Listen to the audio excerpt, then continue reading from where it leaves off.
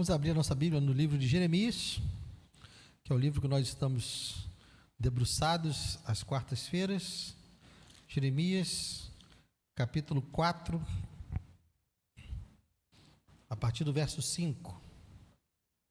Na semana passada nós tratamos do capítulo 3 e do início do capítulo 4. E hoje nós vamos ver o restante do capítulo 4. Jeremias, capítulo 4, vamos ler dos versos 5 ao 31.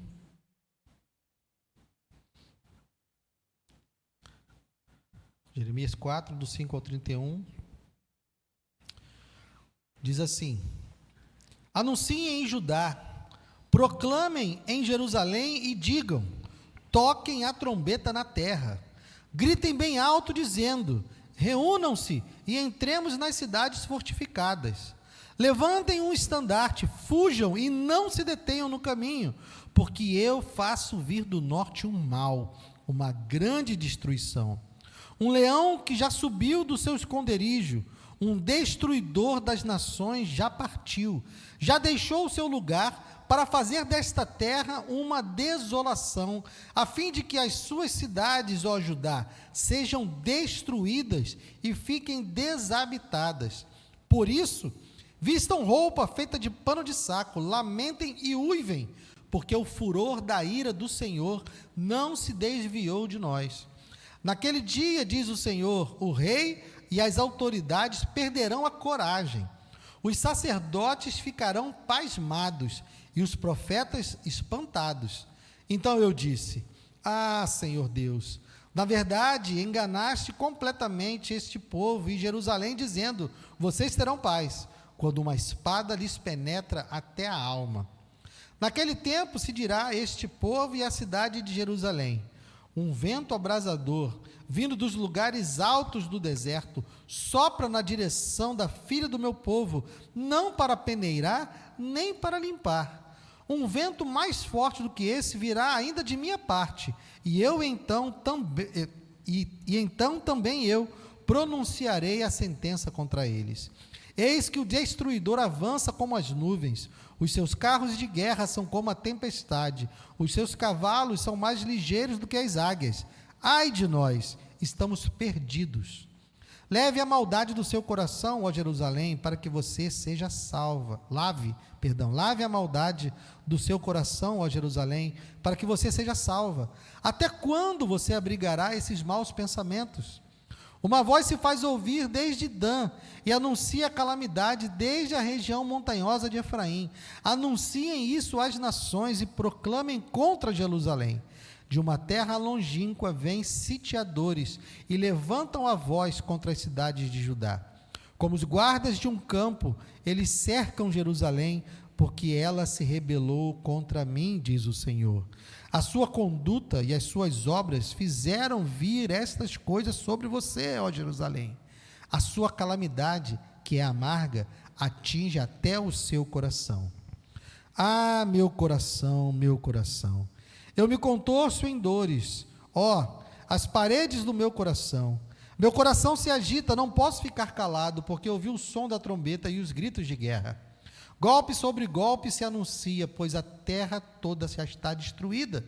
De repente foram destruídas as minhas tendas, no momento foram rasgadas as suas lonas. Até quando terei de ver o estandarte do inimigo? Terei de ouvir o som da trombeta?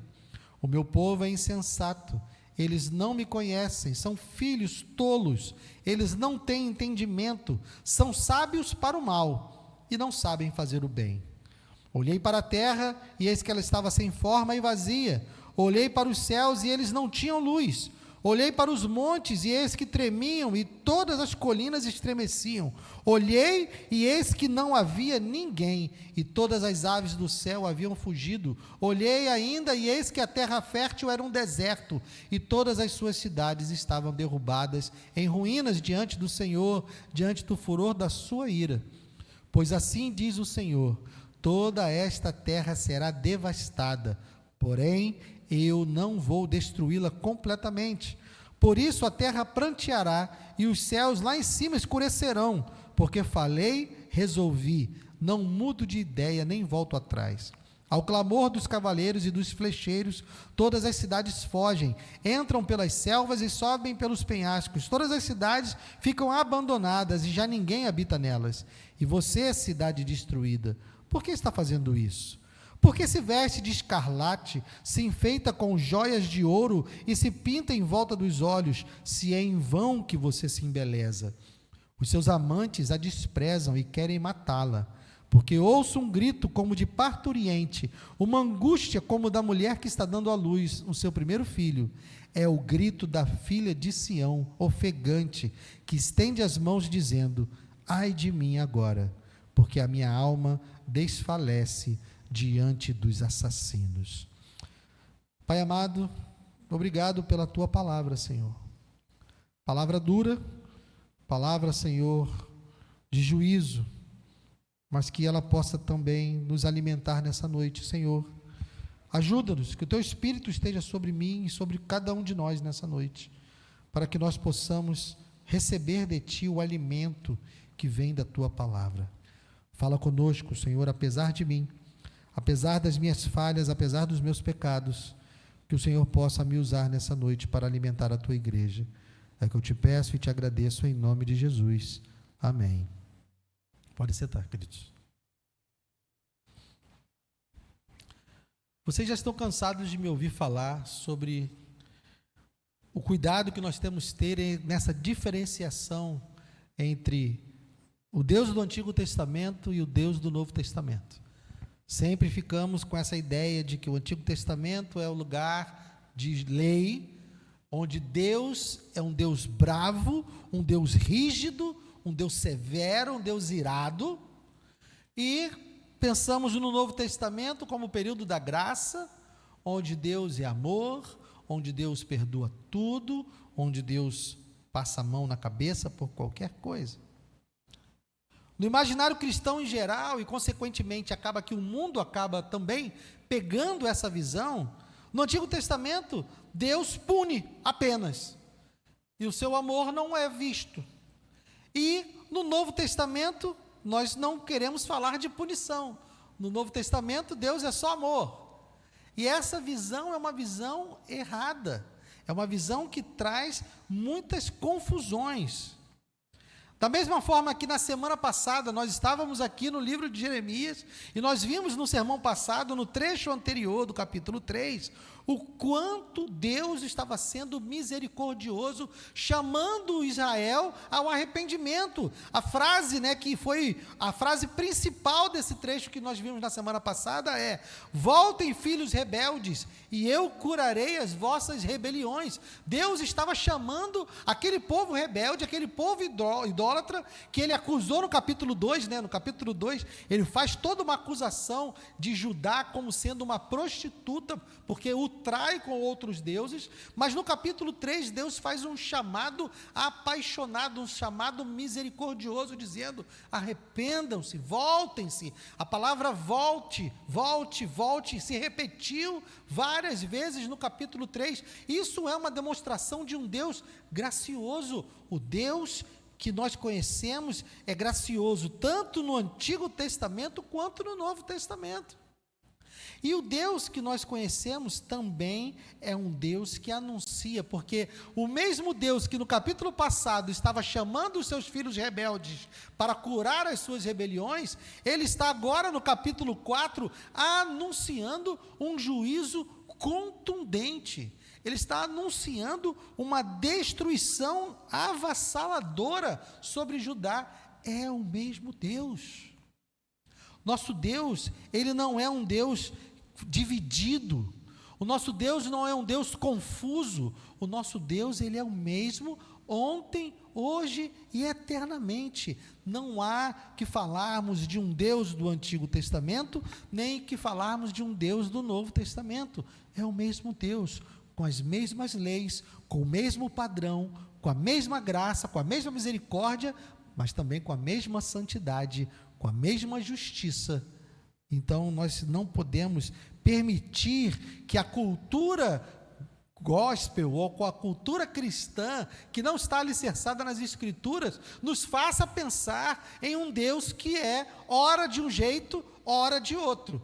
Não é isso, e nós estamos vendo isso aqui no livro de Jeremias. Então, o mesmo Deus que estendeu a mão em misericórdia, é o mesmo Deus que está agora levantando a voz em juízo. Ele é paciente, mas também é justo. Ele é amoroso, mas também é santo. O pecado sempre tem consequências.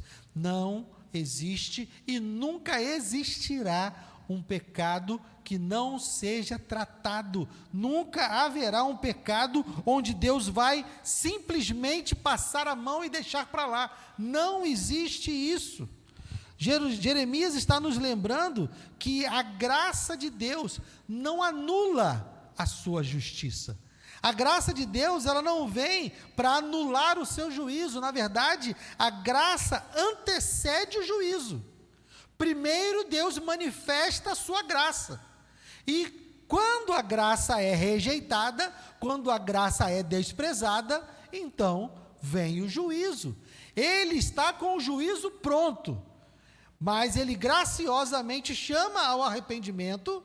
E aqueles que se arrependem, e aqueles que confessam os seus pecados, encontram a sua graça, encontram a misericórdia e o perdão dos seus pecados. Mas aqueles que desprezam a graça de Deus, vão encontrar o seu juízo. É isso que Jeremias está nos mostrando hoje, nesse texto. Então, vamos analisar esse texto por partes. Primeiro, do verso 5 ao verso 10, nós temos a trombeta do juízo. Anunciem em Judá e proclamem em Jerusalém, e digam: toquem a trombeta na terra, gritem bem alto, dizendo: reúnam-se e entremos nas cidades fortificadas, levantem um estandarte, fujam, não se detenham no caminho. Por quê? Porque eu faço vir do norte um mal, uma grande destruição. Um leão já subiu do seu esconderijo, um destruidor das nações já partiu, já deixou o seu lugar para fazer dessa terra uma desolação, a fim de que as suas cidades, ó Judá, sejam destruídas e fiquem desabitadas. Por isso, vistam roupa feita de pano de saco, lamentem e uivem, porque o furor da ira do Senhor não se desviou de nós. Naquele dia, diz o Senhor, os reis e as autoridades perderão a coragem, os sacerdotes ficarão pasmados e os profetas espantados. Então eu disse: ah, Senhor Deus, na verdade, enganaste completamente este povo e Jerusalém, dizendo: vocês terão paz, quando uma espada lhes penetra até a alma. Vejam, Deus então agora, depois de falar da sua graça, ele está anunciando o seu juízo e começa com uma proclamação: toquem a trombeta. É como se fosse a sirene de alerta, avisando que vai chegar o mal. Ele está enviando do norte a Babilônia. Isso nos remete lá ao início do livro. Lembra da visão, quando Deus chama Jeremias? Volta um pouquinho aí, capítulo 1, verso 13. Uma das visões que Jeremias tem no seu chamamento, né? Jeremias 1, verso 13. Outra vez, a palavra do Senhor veio a mim dizendo: o que você está vendo? Eu respondi: vejo uma panela fervendo, cuja boca se inclina do norte para cá. E a partir do verso 14, Deus também fala o que vai fazer. Então Deus está enviando Babilônia, Deus está enviando uma nação que vem do norte para punir Judá. Da mesma forma que o reino do norte, Israel, foi destruído pela Assíria, agora Deus está enviando a Babilônia, que foi o reino que se levantou em seguida. É o reino que é a nova potência que está se levantando naquela região para vir punir Judá. Deus está dizendo: olha, eu estou enviando para que eles destruam vocês. Deus decretou, por conta da desobediência, por conta da idolatria, pelo fato de Judá não ter aprendido com os erros de Israel, Deus decretou a sua destruição. Está dizendo: fujam, corram, vocês serão destruídos, vistam roupa de pano de saco, lamentem e uivem. E está alertando por meio do profeta as autoridades, verso 9: naquele dia, diz o Senhor, os reis e autoridades perderão a coragem, os sacerdotes ficarão pasmados e os profetas espantados. Porque as pessoas de Judá não acreditavam na profecia de Jeremias. Por quê? Porque havia outros profetas, falsos profetas, no meio do povo, dizendo o quê? Não, está tudo tranquilo. Avança um pouquinho aí, capítulo 5, verso 12.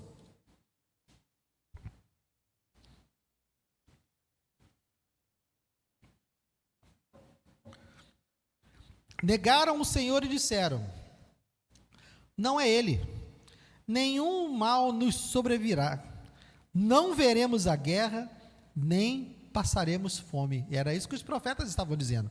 Avança mais um pouco, capítulo 6, verso 14.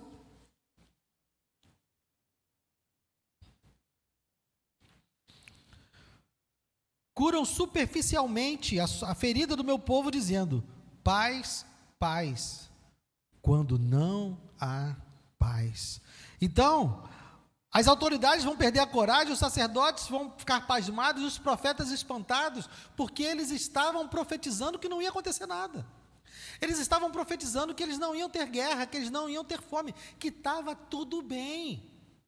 Deus está do nosso lado. Nós estamos fazendo isso que nós estamos fazendo, nós estamos vivendo como estamos vivendo, mas fiquem tranquilos, porque nós não vamos sofrer as consequências das nossas atitudes. Era isso que os profetas estavam dizendo. E aqui no verso 10, no seu clamor, já são palavras do profeta, né? Verso 10: então eu disse: ah, Senhor Deus, na verdade enganaste completamente esse povo e Jerusalém, dizendo: vocês terão paz, quando uma espada lhes penetra até a alma. Aqui, meus irmãos, nós precisamos ter cuidado, primeiro por quê? Porque o profeta ele está em profunda angústia. O profeta está angustiado, porque essa profecia, quando a gente pensa em profecia, a gente pensa como se fosse Deus dizendo alguma coisa para nós, e a gente está só reproduzindo, né? Ó, Deus mandou dizer isso, Deus mandou dizer aquilo. Quando, na verdade, nós vemos, principalmente aqui em Jeremias, que o que Deus dava ao profeta não eram só palavras. O que Deus dava ao profeta era o seu coração. A angústia, a dor, estava no coração de Jeremias de verdade. Então, ele estava angustiado. Então, quando ele diz aqui: na verdade, enganaste completamente o povo, nós sabemos que Deus não mente. Nós sabemos que Deus não estava enganando o povo. O que há aqui são possibilidades. Ou o profeta estava totalmente confuso por conta da sua angústia, ou a opção que eu prefiro, a opção que eu acho mais condizente com o todo do livro, é que ele estava aqui justamente dizendo que o povo pensava isso. O povo estava se sentindo traído, iria se sentir traído por Deus, porque os profetas estavam dizendo que haveria paz, os profetas estavam dizendo que Deus não traria guerra, e quando a guerra vem, quando a espada vem e penetra até a alma, o que esse povo sentiria, o que esse povo iria dizer é: Deus mentiu para nós. Quando na verdade o problema é que eles acreditaram em falsas profecias. Eles acreditaram em falsas palavras. Não é diferente de hoje, meus irmãos. Como eu disse, há pessoas dizendo que Deus é apenas amor. Há pessoas dizendo que nós podemos viver como quisermos, que nós podemos fazer o que nós quisermos e que Deus irá, por causa da sua graça, passar por cima de todos os nossos pecados. E isso não é verdade. Deus não tem nenhum compromisso com falsas profecias. Nós vamos ver que Deus tem um compromisso, mas não com falsas profecias. Então, o começo do texto é o anúncio, é a trombeta tocando quando o juízo vem, e vem de vez. Então ele descreve agora como esse juízo vai acontecer, de que maneira essa nação virá. Ela virá como um vento abrasador, verso 11 a 18. Naquele tempo se dirá a esse povo e à cidade de Jerusalém: Um vento abrasador, vindo dos lugares altos do deserto, sopra na direção da filha do meu povo, não para peneirar, nem para limpar. Um vento mais forte do que esse virá ainda de minha parte, e então também eu pronunciarei a sentença contra eles. Eis que o destruidor avança como as nuvens, os seus carros de guerra são como a tempestade, os seus cavalos são mais ligeiros do que as águias. Ai de nós, estamos perdidos. Lave a maldade do seu coração, ó Jerusalém, para que você seja salva. Até quando você abrigará esses seus maus pensamentos? Uma voz se faz ouvir desde Dan e anuncia calamidade, desde a região montanhosa de Efraim. Anunciem isso às nações e proclamem contra Jerusalém. De uma terra longínqua vêm sitiadores e levantam uma voz contra as cidades de Judá. Como os guardas de um campo, eles cercam Jerusalém, porque ela se rebelou contra mim, diz o Senhor, e a sua conduta e as suas obras fizeram vir essas coisas sobre você, ó Jerusalém. A sua calamidade é amarga, atinge até o seu coração. Deus está comparando o exército de Babilônia com um vento abrasador que há no deserto. Eles conheciam bem essa linguagem, porque esse vento abrasador era algo extremamente destruidor. E Deus está dizendo que o exército de Babilônia virá, e virá como esse vento. E diz mais, que o vento mais forte do que esse ainda vai vir da parte de Deus, porque Deus é que está enviando essa nação. Então, o exército deles será imbatível. O exército deles será irresistível. Jerusalém não terá nenhuma chance, não importa como. Nós vimos no capítulo 2 que Deus advertiu Judá que não adiantava ele buscar aliança com o Egito, não adiantava ele buscar aliança com a Síria, nada disso ia adiantar, porque o exército que viria seria um exército extremamente poderoso, porque está na direção que Deus mandou. É instrumento de juízo de Deus.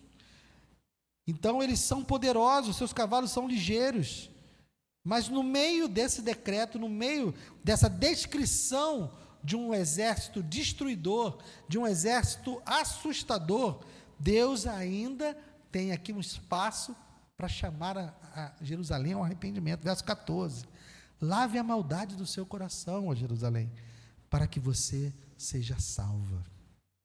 Mesmo quando ele está decretando o seu juízo, mesmo quando ele está afirmando que está enviando um exército destruidor, ele ainda faz um clamor: lave a sua maldade, para que você seja salva. Mas a descrição que ele faz é a descrição de um exército indestrutível, imbatível, que iria entrar pela cidade e iria conquistar todos os lugares. E no fim ele diz, olha, no verso 18: a sua conduta e as suas obras fizeram vir essas coisas sobre você, ó Jerusalém. Deus está simplesmente dizendo que vocês estão colhendo aquilo que vocês plantaram. Eu dei várias oportunidades de arrependimento. Eu chamei vocês. Ele disse no capítulo 3 que o desejo dele era estar abençoando. Volte aí, capítulo 3, verso 19.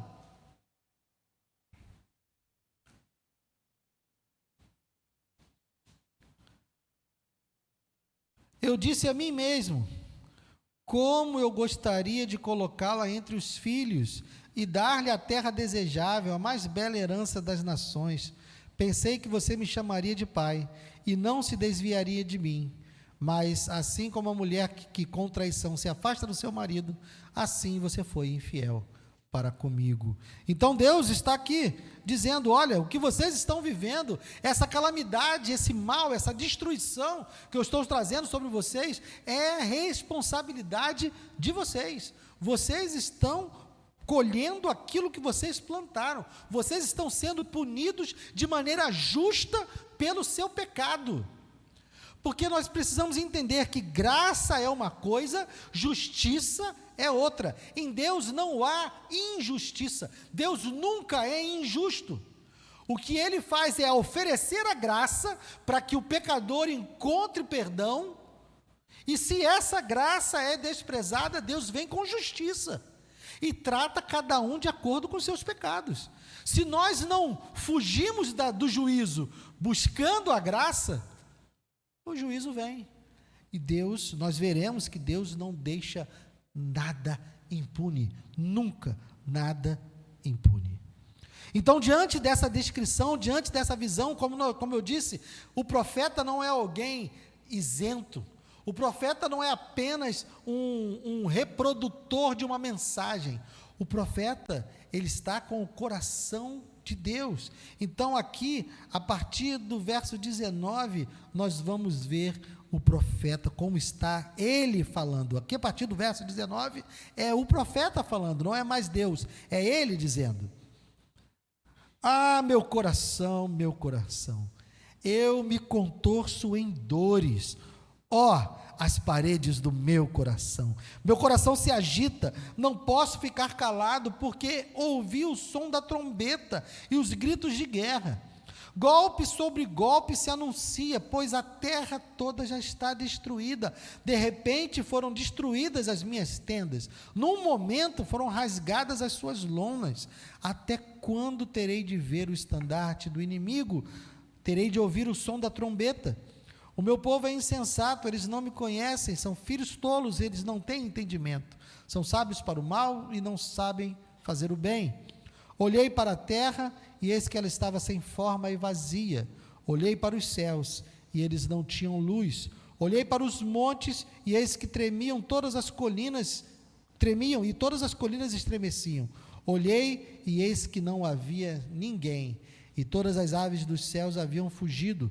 Olhei ainda, e eis que a terra fértil era um deserto, e todas as suas cidades estavam derrubadas em ruínas, diante do Senhor, diante do furor da sua ira. Vejam, Jeremias está profundamente angustiado. Jeremias está sentindo as dores, Jeremias está sofrendo por causa do juízo que Deus vai trazer sobre o seu povo.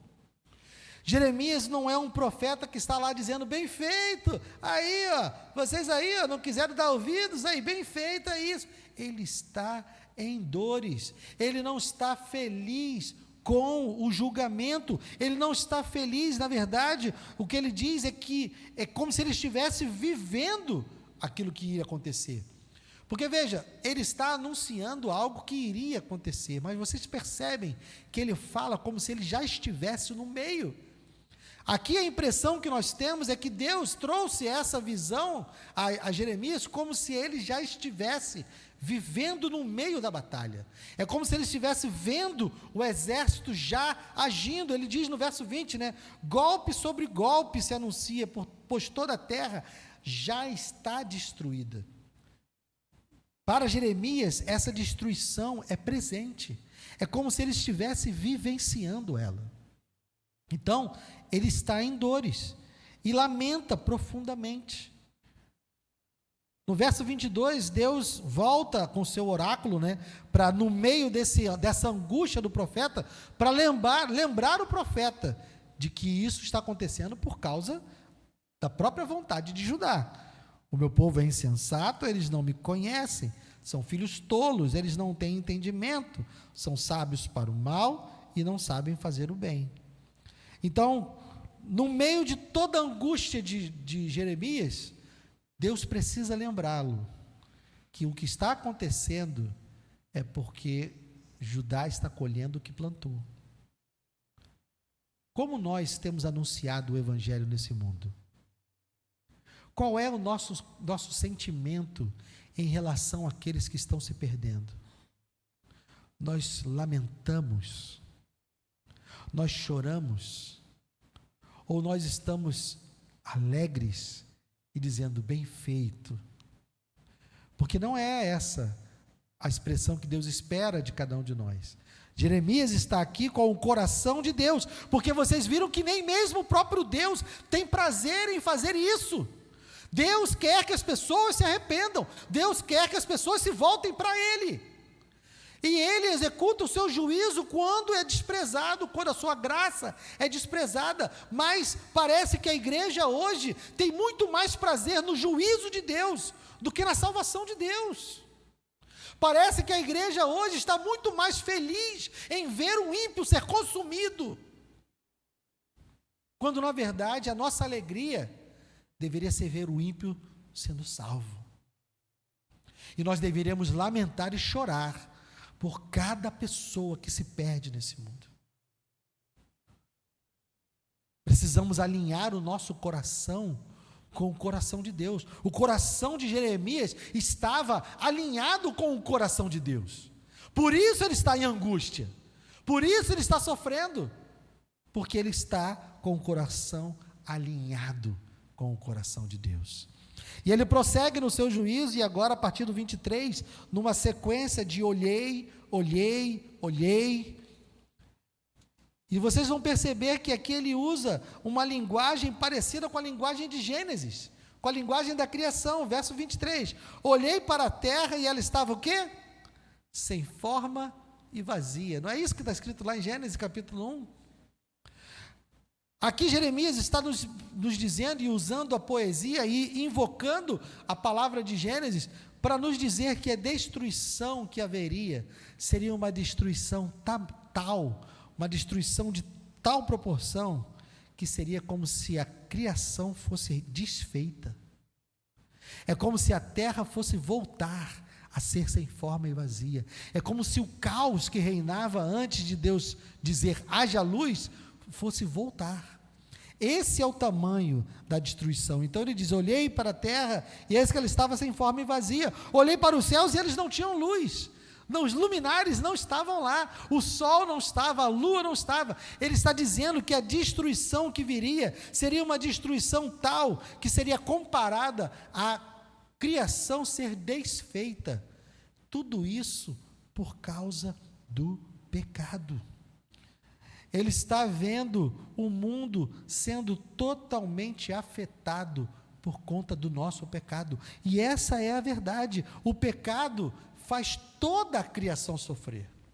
Tudo que nós vemos de mal e de ruim nesse mundo é consequência dos nossos pecados. Todo o desequilíbrio que nós vemos, de tsunamis, chuvas, enchentes, tudo isso tem a ver com os nossos pecados. A chuva não é má, mas a maneira como nós nos relacionamos com o mundo faz com que nós tenhamos problemas com as chuvas.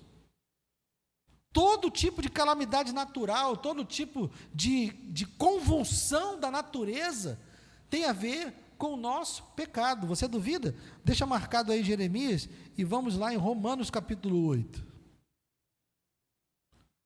Romanos capítulo 8.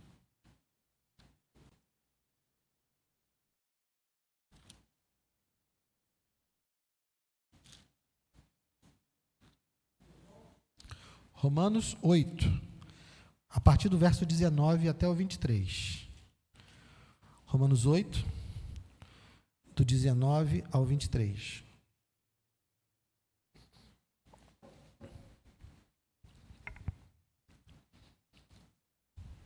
A partir do 19. A ardente expectativa da criação aguarda a revelação dos filhos de Deus. Pois a criação está sujeita à vaidade, não por sua própria vontade, mas por causa daquele que a sujeitou, na esperança de que a própria criação será libertada do cativeiro da corrupção para a liberdade da glória dos filhos de Deus. Porque sabemos que toda a criação, a um só tempo, geme e suporta angústias até agora. E não somente ela, mas também nós que temos as primícias do Espírito, igualmente gememos em nosso íntimo, aguardando a adoção de filhos, a redenção do nosso corpo, porque na esperança fomos salvos. Ora, esperança que se vê não é esperança, pois quem espera, por que espera o que está vendo? Mas se esperamos o que vemos, o que não vemos, com paciência o aguardamos.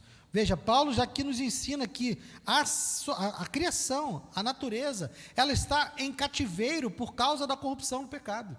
Ela está gemendo por conta do pecado. Ela suporta angústias por conta do pecado. Então, quando Jeremias, pode voltar lá para Jeremias, descreve a natureza em convulsão, descreve como se a criação fosse ser revertida por causa dos pecados de Judá. Ele está em total harmonia com a Escritura, porque realmente o mundo sofre as consequências do nosso pecado.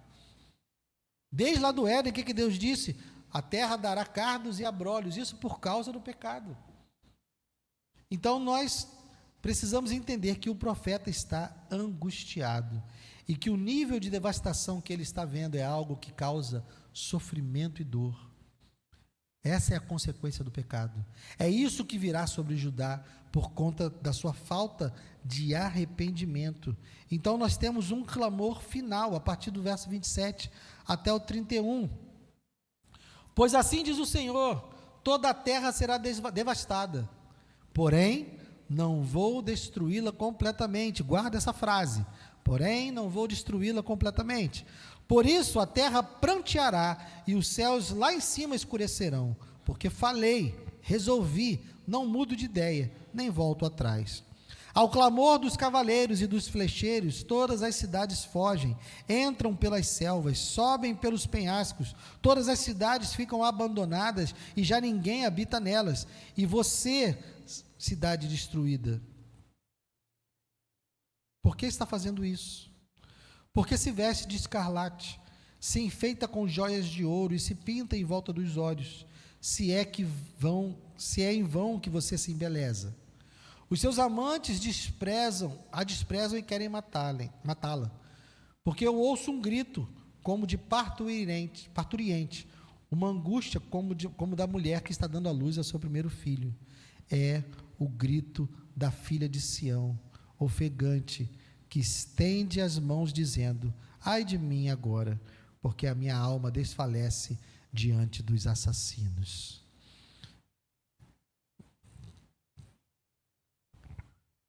Israel está aqui, ouvindo o último juízo de Deus, diante da sua destruição. E o que Jerusalém está fazendo? Verso 30, né? E você, cidade destruída, por que está fazendo isso?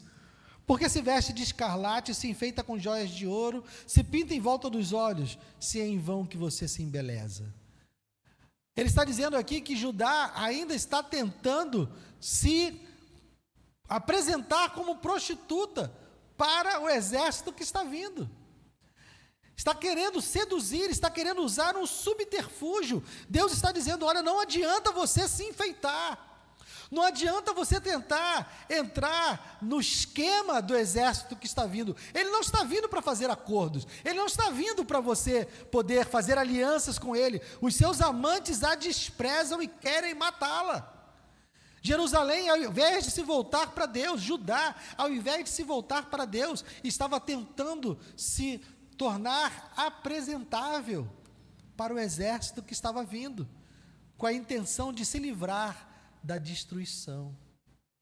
É uma tentativa desesperada de fugir do juízo de Deus sem se arrepender dos seus pecados.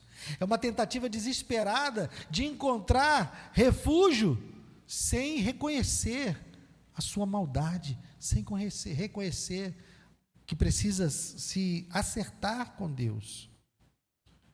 É o arrependimento que salva. Judá teria todas as chances de se reaver com Deus se arrependesse dos seus pecados. Mas a questão é, quem não chora pelos seus pecados, chora por causa dos seus pecados. É melhor chorar em arrependimento, é melhor lamentar os nossos pecados diante de Deus, do que chorarmos por conta do juízo de Deus, que vem por causa do nosso pecado. E ela termina, a profecia de Deus termina com Judá completamente indefesa diante dos seus assassinos. Verso 31, porque eu ouço grito como de uma parturiente. É o grito da filha de Sião, ofegante, que estende as mãos dizendo, ai de mim agora, porque minha alma desfalece diante dos assassinos. É Judá completamente subjugada, é Judá completamente indefesa diante dos seus assassinos. É assim que Judá fica, por conta dos seus pecados. Mas como eu disse, nós precisamos prestar atenção em algo que Deus disse no verso 27. Toda a terra será devastada, porém, não vou destruí-la completamente. Por quê? Por que Deus não vai destruir Judá completamente? Apesar de vir toda essa justiça, apesar desse exército completamente poderoso, por que Deus não vai destruí-la completamente? Judá não se arrependeu, Judá não reconheceu seus pecados. Deus seria perfeitamente justo se tivesse destruído Judá completamente, como fez com o Reino do Norte, correto? Mas por que Deus não destruiu completamente?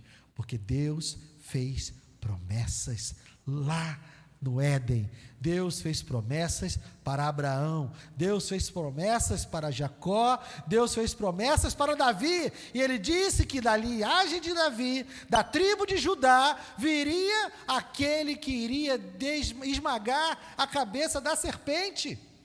Deus não podia destruir Judá completamente, porque ele tinha promessas feitas, e ele é fiel. Embora Judá não seja fiel, embora eu e você não sejamos fiéis, Deus é fiel. Ele cumpre as suas promessas. Ele seria totalmente justo em destruir Judá completamente. Ele seria completamente justo em acabar com toda a iniquidade de Judá. Mas por causa da sua promessa, por causa da sua fidelidade a si mesmo, ele preserva um remanescente de Judá, porque Judá precisava sobreviver, porque o rei viria de Judá, porque o Salvador viria de Judá. O Deus que está declarando juízo aqui, no meio do juízo, no meio da destruição, ele diz: eu me lembro das minhas promessas. Vocês não se lembram, vocês não valorizam, vocês não vivem de acordo com as minhas promessas, mas eu fiz promessas e eu vou cumpri-las. E por meio de Judá, que vai ser restaurada depois do seu exílio, que vai ser restaurada depois da sua punição, virá o Messias, descendente de Davi, da tribo de Judá, para poder fazer a nossa salvação. Então Judá, o remanescente de Judá, será preservado, porque Deus é fiel às suas promessas, e Jesus é o cumprimento das promessas de Deus. Jesus é uma demonstração da graça de Deus, mas nós não podemos nos esquecer da cruz, porque Jesus veio para perdoar os nossos pecados. Mas de que maneira o nosso perdão foi obtido? Por meio da cruz. Deus puniu os nossos pecados. Como eu disse no início, não há e nunca haverá pecados sem punição. Nunca. Todos os pecados são punidos. A questão é: aqueles que estão em Cristo tiveram os seus pecados punidos na cruz. Aqueles que não estiverem em Cristo, aqueles que desprezarem a graça de Deus, dada por Deus na cruz, serão punidos pelos seus próprios pecados. Então, como eu disse, não há injustiça em Deus, ou há graça ou há justiça. Aqueles que se refugiaram em Cristo recebem a graça, não porque Deus pegou os seus pecados e, deixa esses pecados para lá. Deus puniu o seu próprio filho. Deus derramou a sua ira sobre o seu próprio filho. Vejam o tamanho do comprometimento que Deus tem em punir os pecados. Ele é tão sério, tão justo e tão santo, que os pecados não podiam ficar impunes. Ele precisava punir. Para que nós estivéssemos aqui nessa noite, Deus puniu os nossos pecados em Cristo. Isso é muito sério. A cruz é uma demonstração do amor de Deus? É. Mas também é uma demonstração cabal da sua justiça. Porque para perdoar os nossos pecados, Ele puniu os nossos pecados em Cristo. Então essa é a primeira das nossas aplicações. Diante do texto de Jeremias hoje, nós precisamos entender que Jesus é a promessa de Deus, mas em Cristo estão presentes a graça e o juízo. A graça que Deus estendeu para Judá no capítulo 3 e o juízo que Ele traz agora no capítulo 4, os dois estão na cruz. Tanto a graça quanto o juízo de Deus, o mesmo Deus, o nosso Deus não muda, o nosso Deus continua sendo extremamente santo, extremamente justo. Ele é amoroso e Ele é misericordioso, sempre foi e continua sendo. Estendeu graça para Judá, estendeu graça para nós hoje, estendeu juízo para Judá e estende juízo hoje também.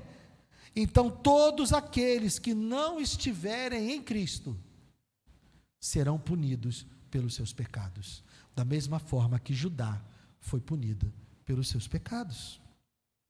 Por isso, não devemos dar ouvidos a falsos profetas, porque hoje há muitos falsos profetas dizendo que Deus é amor, que Deus vai perdoar todo mundo, que vai todo mundo para o céu, que Jesus veio provar que Deus é amoroso, que Ele está de braços estendidos. Está de braços estendidos? Está. Está salvando? Sim.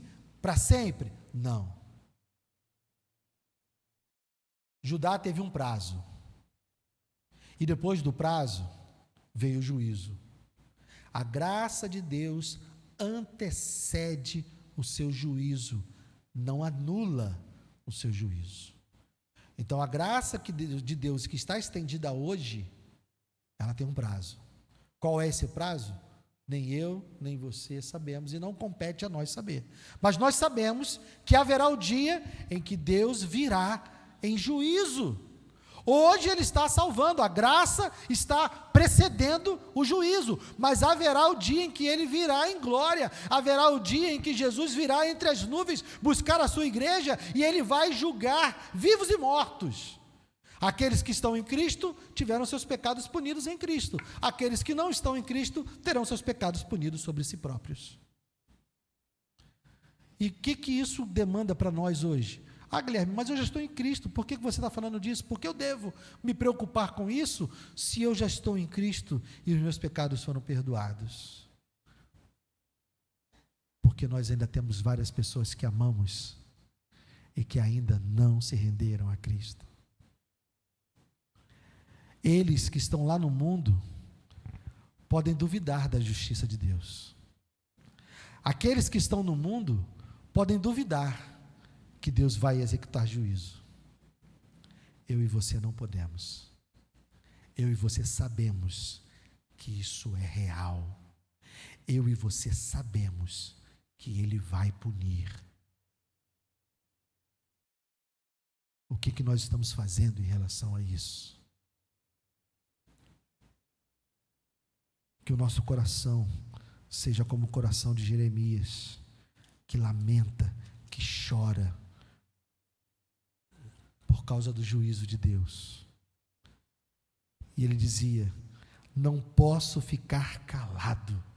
Ele diz isso no verso 19: não posso ficar calado. Eu e você não podemos ficar calados, porque o juízo de Deus é real e ele virá. Nós precisamos agir agora, enquanto Ele está salvando, porque depois não haverá mais o que ser feito. Amém? Vamos ficar de pé.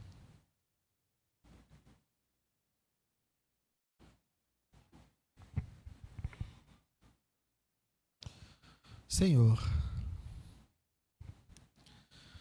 obrigado pela Tua palavra, Senhor. porque ela não é feita apenas da caixinha de promessas. Somos tentados a encontrar na tua palavra apenas aquilo que nos anima. Somos tentados a encontrar na tua palavra aquilo que apenas aquilo que nos agrada. Mas quando somos desafiados a pregar um livro inteiro, nós somos obrigados a passar por toda a sua revelação. E encontraremos textos que não são tão agradáveis. Encontraremos textos que nos lembram daquilo que nós não queremos lembrar. Encontraremos na tua revelação coisas a seu respeito que nós gostaríamos de esquecer, que a nossa carne quer esquecer. Mas obrigado, Deus, pelo teu Espírito, que nos leva a esses textos e nos lembra quem tu és. Que nós possamos sair daqui nessa noite adorando o Deus verdadeiro, que é amor, mas também é fogo consumidor, que é gracioso, mas que é santo, que é amoroso, mas que é justo, e que não tem nenhum desequilíbrio em nenhuma dos seus atributos. Obrigado, Senhor, pela tua palavra.